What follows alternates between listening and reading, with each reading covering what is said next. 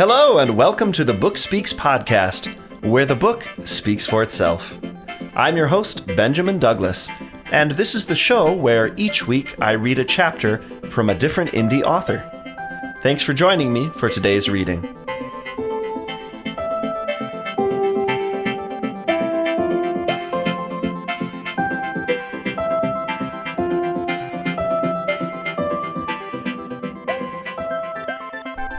Hey everybody, welcome to episode number 48 of the Book Speaks podcast, where the book speaks for itself. I'm your host, Benjamin Douglas, and today the indie author is Elizabeth Barone, and the novel is A Disturbing Prospect, The River Reapers Motorcycle Club, Book 1.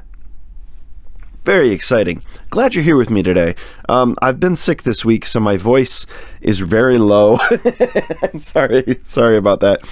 But as it so happens, the excerpt from which I'll be reading today, Chapter 1 of A Disturbing Prospect, is actually kind of this gritty male character, and I think it sort of works. So I regret nothing. Anyway, Elizabeth Barone, and Elizabeth, if that's Elizabeth Barron, and I'm pronouncing it incorrectly, you have my sincere apologies. It is Barone. Anyway, I'm going to begin, as always, by reading Elizabeth's Amazon author bio. Elizabeth Barone is an American novelist who writes contemporary romance with suspense, starring sassy belles who choose a different path in life. Her debut novel, Sadie on the Wall, was a quarter-finalist in the 2012 Amazon Breakthrough Novel Award contest. She is the author of the South of Forever series and several other books.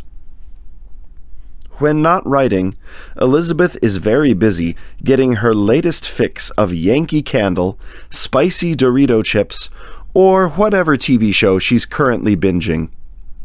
Elizabeth lives in northwestern Connecticut with her husband, a feisty little cat, and too many books. All right, very good. And I'm so glad that Elizabeth used an Oxford comma. Elsewise, we might have worried that she was married to a feisty little cat and books. Not that there's anything wrong with that. Good. All right, good. Fun bio here. So Elizabeth's books, I'm looking at her Amazon author page, and it looks like a lot of what we might call darker romance. We have a rock star romance, that is the South of Forever series. And by the way, Book 0, which I assume is a prequel, is free on Amazon. That's Twisted Broken Strings. And we also have some what look like to be not darker romances. Just One More Minute, Just One More Christmas. These look quite pleasant. The book from which I'm reading today, A Disturbing Prospect, is actually ranking as a romantic suspense. So we do have sort of a suspense thriller aspect here as well. And I'm going to go ahead now and read the Amazon book blurb, that is the book description for A Disturbing Prospect. Cliff. Something inside me is stirring, like a sleeping beast in its lair. For 20 years I've been dead, but Olivia makes me feel alive, wide awake and alert, ready for anything. And I know Lucy, my cousin and only friend in the world, won't have it. She'd be completely right, of course. Olivia is family, Lucy's little sister. Even if she's adopted, even if we didn't grow up together. I share no memories with her, but we share family. Her parents are my aunt and uncle, for fuck's sake. It's one place I can't go, and it's the one place I most want to be. Olivia. Cliff has me doing all kinds of things I don't normally, like thinking about him and sighing like a schoolgirl. I need to get back in the game, keep moving. I can't let him get to me like this. This has never happened before. It's stupid, and it needs to stop. Yes, he's sexy, and he makes me laugh, but I can't let myself get carried away. I can't. Even if he's the only one who can help me, because he's the only other person I know who's taken a life. A Disturbing Prospect is a vigilante biker's romance, and is the first book in the River Reapers Motorcycle Club series. Trigger warning. This book contains themes that may be upsetting to some readers. Please see the list of potential triggers in the forward section of the book. All right, so that's the book blurb for A Disturbing Prospect. And indeed, there is a list of triggers, a trigger warning inside the book. So if you're interested in the book, but you're worried about that at all, please do read that before you jump into the story. But today we're going to hear the first chapter, which is the beginning of Cliff's story. We find him the day that he gets out of prison. And I think that Elizabeth has written this very cleverly for a couple of reasons. One is that Cliff's voice is very believable to me. Now, I've never been to prison. I'm not a convict, but I am a guy. I am a cisgender male. And I find his sort of inner monologue quite believable. It is a little crass at times, some of the language, so fair warning on that. But again, it's built in very believably and realistically into Cliff's dialogue. So I didn't find it offensive at all. I found it very useful in understanding who he is and where he's coming from. The second thing that I think she's done very well is all the little idiosyncrasies of him coming out into the world from what's obviously been not a very posh life behind bars. You see some prison television shows, and prisoners have access to the internet and even cell phones sometimes, but Cliff has had none of that. He's been well and truly locked away, so it's a little amusing at times. It's as if this character has woken up after 20 years of sleep, like Rip Van Winkle, and he's totally confounded by all of our modern technology. Because, I don't know if you've noticed, but the pace of technological advances is just stunning. If you were to actually disappear in a hole in the ground for 20 years right now, you wouldn't recognize the world when you came out. And I found that aspect of the storytelling really lended a sense of verisimilitude to Cliff's story that I found attractive. So just sharing that little bit there. I first encountered Elizabeth Barone on K-boards, where I encounter so many authors from whom I read on the podcast. Elizabeth is a regular contributor on K-boards. She's regularly chiming in on lots of threads. Her avatar and her covers are very familiar sights to anyone who spent any time in the Writers' Cafe there. So I hope you really enjoy hearing this reading from Elizabeth Barone's suspenseful biker romance, A Disturbing Prospect. Just a reminder, as always, this reading does not come from an official audiobook. It is presented and recorded here by me just for the purpose of this podcast, with the full knowledge and permission of the author. Thanks, Elizabeth. Everybody go check out her stuff if you're interested at all in romance or romantic suspense, and do join me back here again next week for another indie author reading. Thanks! A Disturbing Prospect.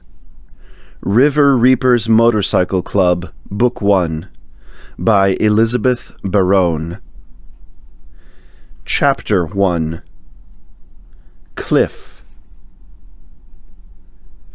The second the sun touches my skin on the other side of the barbed wire chain link fence, I am truly free. It doesn't matter that I have to meet with my probation officer, or that I don't exactly have any place to go. All that's important is I'm not rotting within those cement walls anymore. My 20 years are finally up. My taxi idles, puffs of exhaust eddying into the cold February air. The dead of winter is a shitty time to be homeless, but even that thought doesn't dampen my spirits. Prison wasn't terrible, but it wasn't like being outside. Inside, I was just a caged animal, throwing myself at the bars, bruising and bloodying myself in defiance. I was in segregation more times than I can count, and I'm lucky I got out 5 years early. I'd kiss the fucking ground if the guy behind the wheel wasn't already eyeing me warily. I slide into the back seat, warmth from the heater enveloping me. A sigh nearly escapes my lips. It's been so long since I was really, truly warm. Through the rearview mirror, the taxi driver continues to question my sanity. He isn't prejudiced. "Where to, sir?" he asks, his voice void of any accent. He could be from anywhere America. Actually, the United States could have sunk into the bowels of hell while I was inside, for all I know. Maybe this accent is the new norm. I squint at him, trying to decide whether I've lost my fucking mind or if this is really the way things are now. He even looks racially ambiguous, with a broad, hooked nose, green eyes, and olive skin. The newspapers I managed to get my hands on were always old, and the old men hogged the lone fucking TV all day. I have no clue what's going on in the world, or where I'm going. Maybe he takes pity on me, because his eyes soften and he clears his throat. "How long have you been in, sir?" I really wish he'd stop with the sir, but it's better than what I've been called. What I am. Who? 20 years, I tell him. He nods real slow. Then he rubs his chin, the stubble not quite poking through yet. It's too early in the day. It's another difference between us. My goatee is scratchy. I didn't have time to shave this morning. "Well," he says finally, "we have a woman president." This I knew. I start to tell him that I haven't been living in a fucking hole, but that would not be true. "Isn't that something?" I reply. He shoves the taxi into drive and pulls away from the only home I've ever known. I've been inside longer than I'd been alive when I went in. A sliver of panic creeps in. I don't know how to cook or how to drive a car. It seems ridiculous, pathetic, and I still don't know where I'm going. I have no one on the outside. At least, I don't think so. During the first year, I had visitors. Then they trickled into phone calls, faded into letters, until finally, nothing. I don't blame them. 20 years is a long time, and Pennsylvania isn't exactly close to home. The taxi driver takes me to a day's inn. I don't even bother looking through the glass as we drive through the small town. There's not a damn thing here. I use most of the only cash I have left to buy a room for the night, and when I leave the lobby to find my room, the taxi is already gone.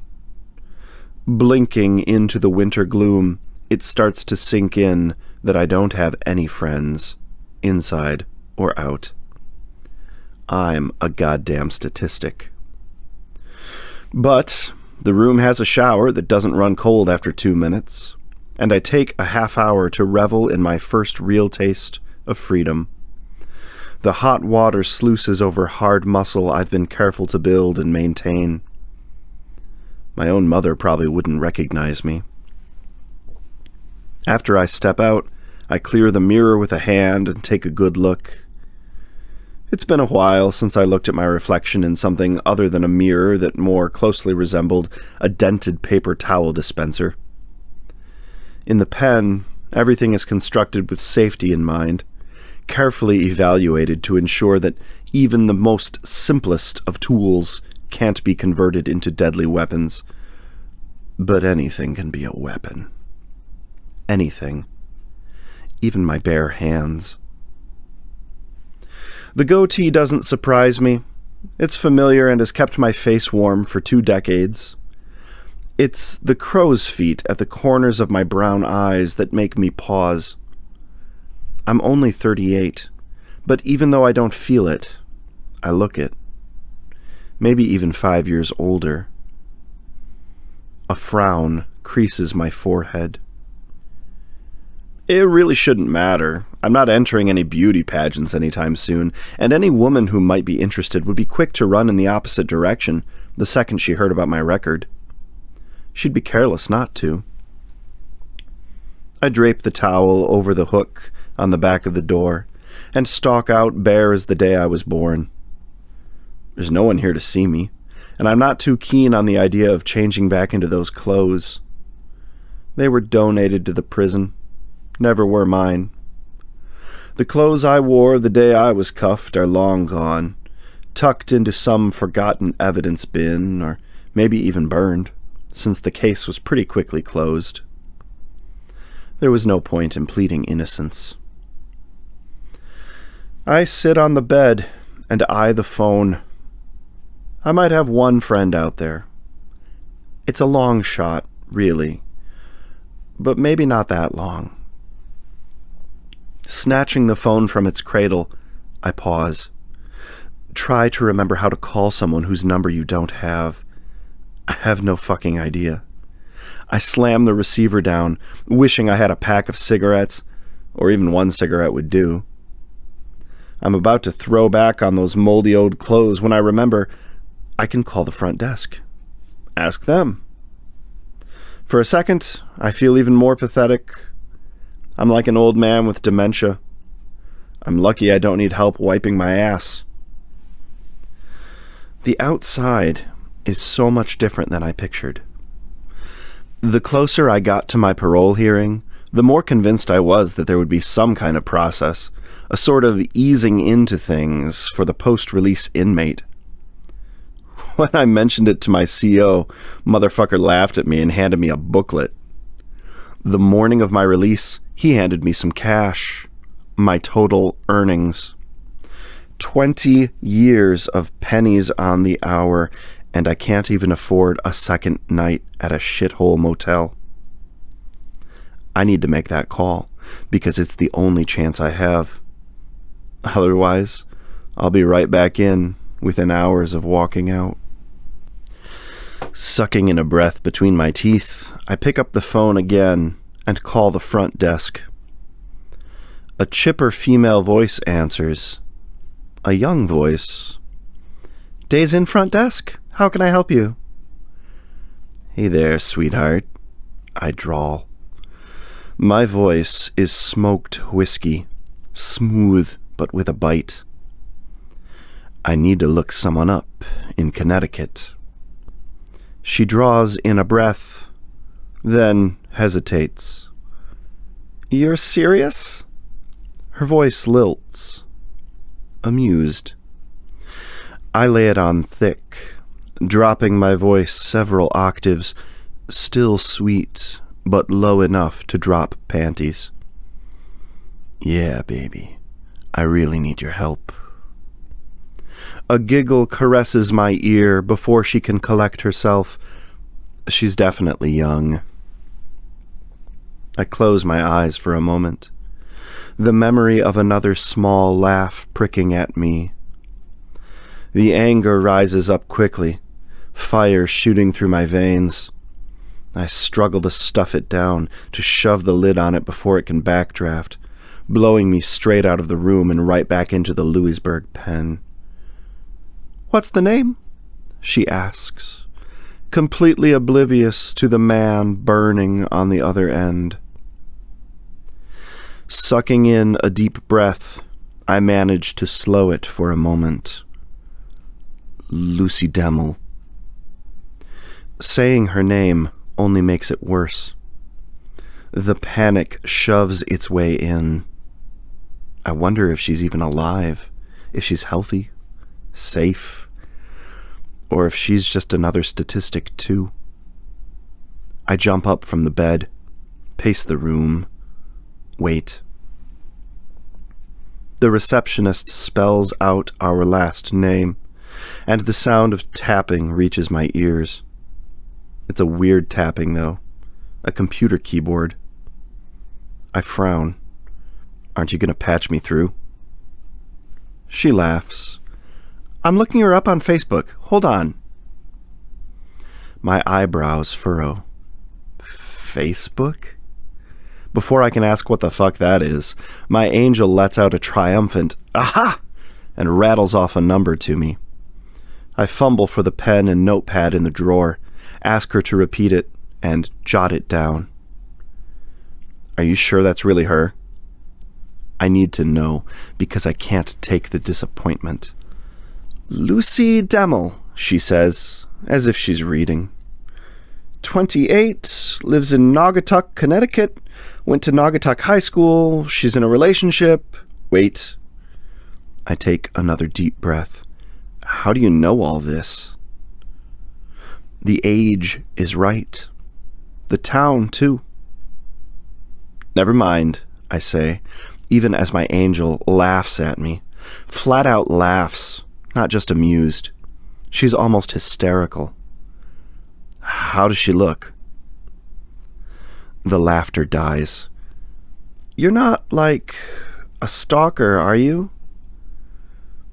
I sigh. She's my cousin.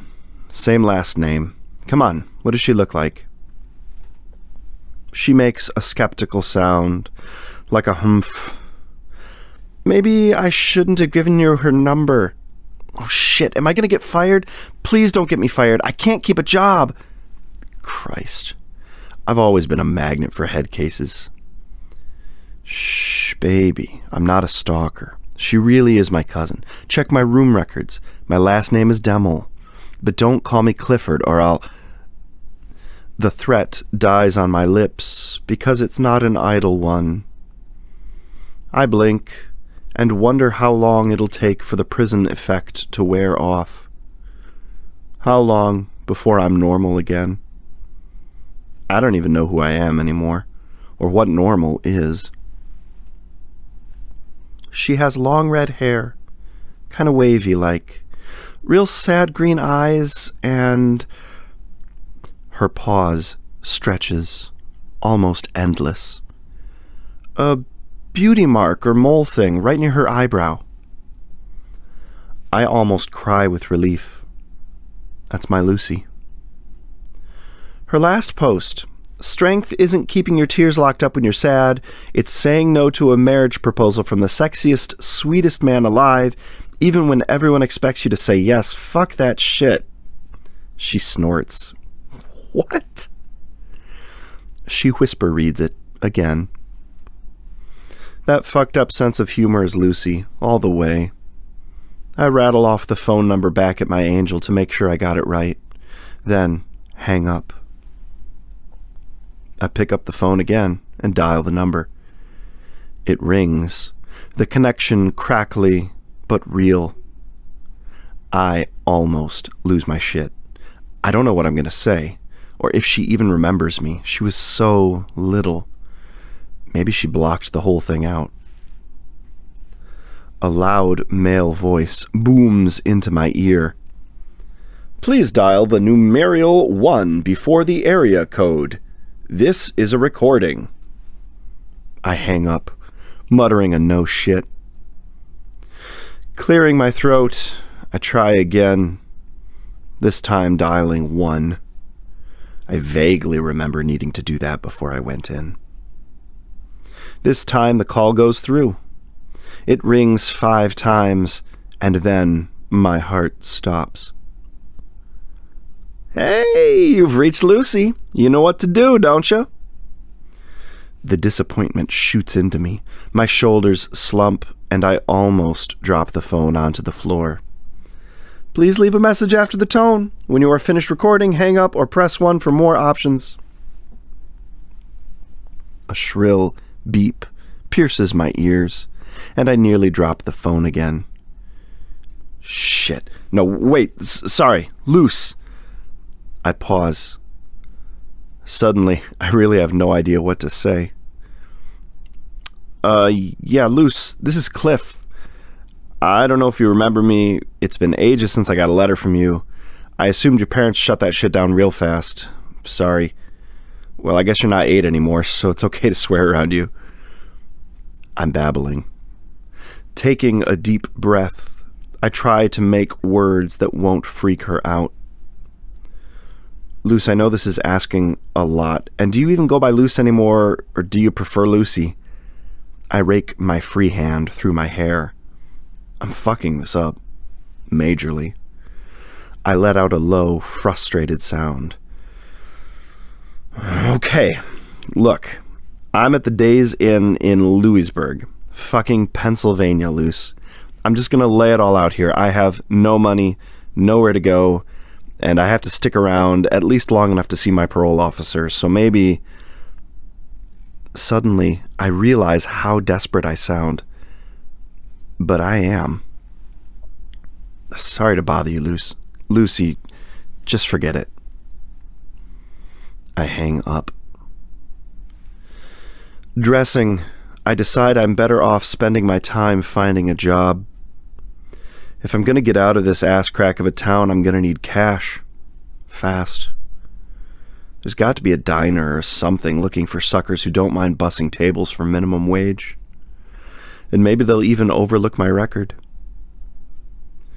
The odds of me finding a job are even lower than finding Lucy.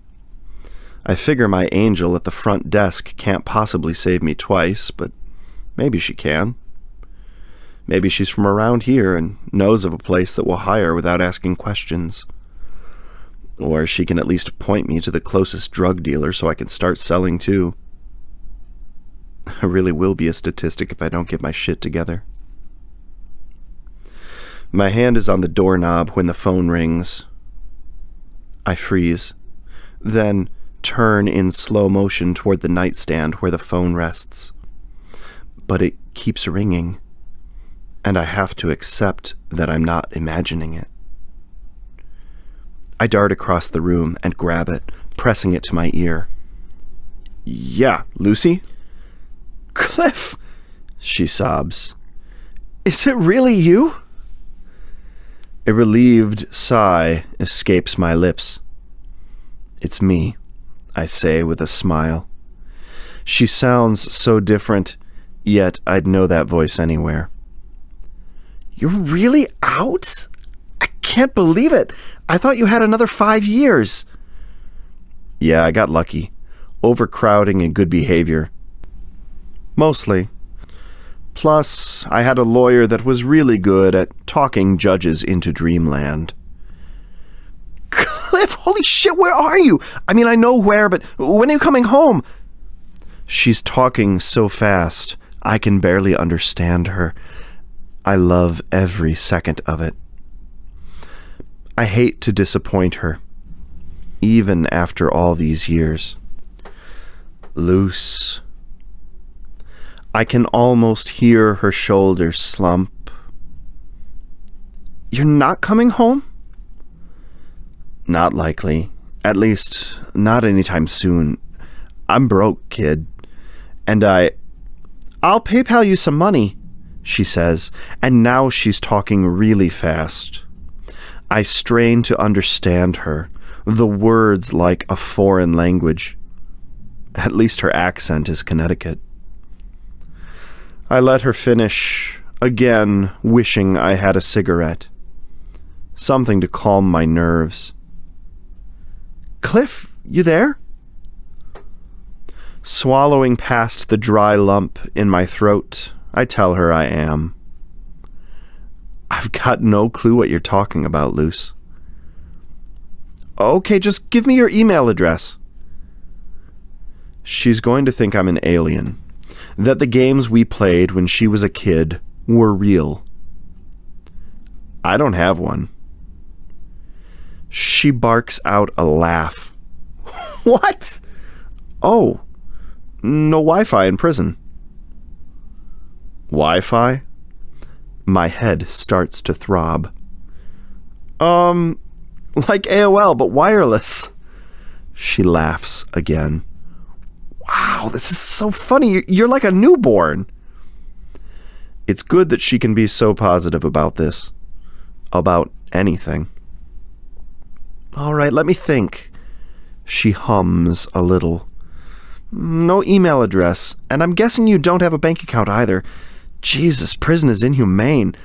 Well, there's only one solution. I shrug, because seeing as how I can barely grasp this Wi-Fi stuff, I'm probably going to be blown away by whatever she comes up with. Cliff, text me your address.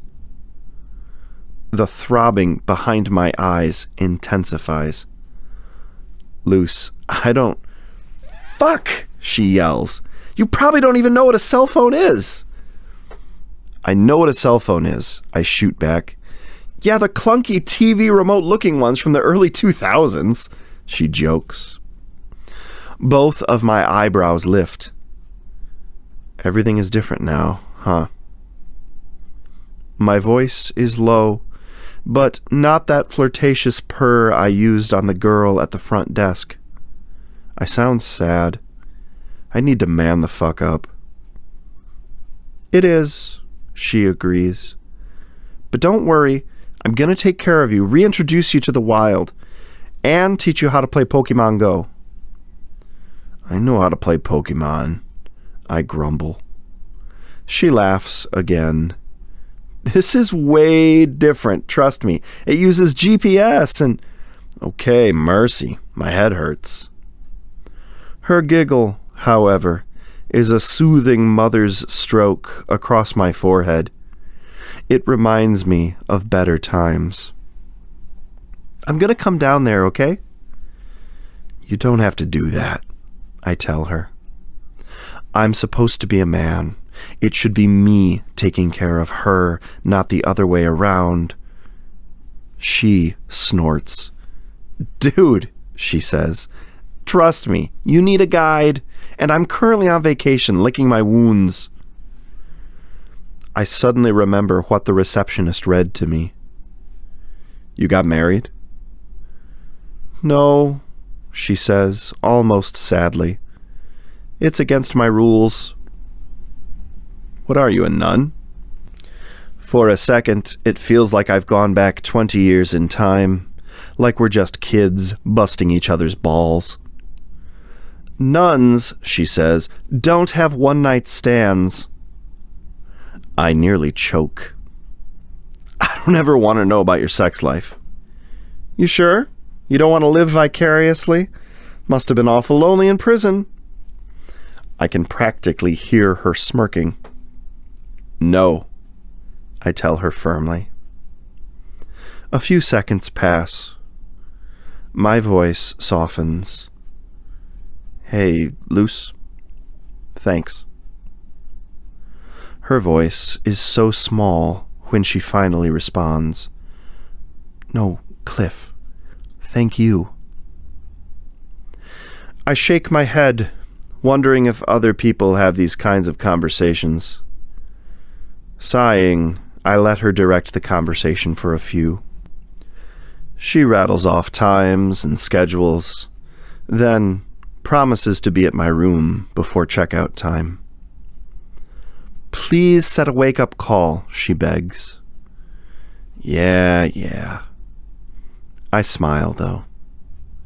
Hey, Luce, what's Facebook?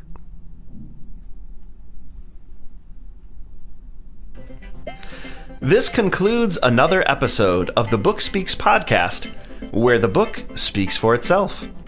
Thanks for joining me, your host, Benjamin Douglas, for another indie author reading.